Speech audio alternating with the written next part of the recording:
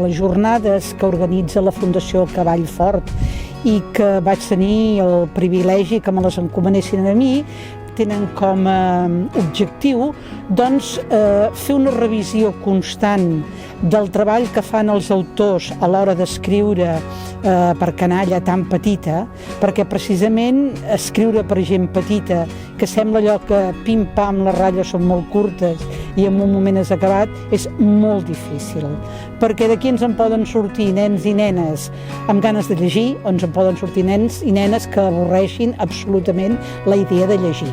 I per tant, en aquestes jornades el que s'hi fa és una revisió de la pròpia producció, és una revisió que passa per la mirada de tots els altres, perquè de vegades, quan un escriu un text, en el seu text no sap trobar-hi res més, ja ha acabat la seva capacitat d'exploració.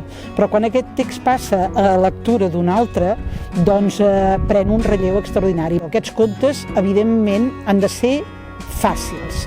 I quan dic fàcils, no estic dient facilons, estic dient fàcils. Vol dir que l'esforç que ha de fer l'escriptor és l'esforç de tenir sempre present que el seu lector té només 5 o 6 anys. L'escriptor té la missió també de facilitar el llenguatge. I no ens perdem les realitats que envolten aquests nens.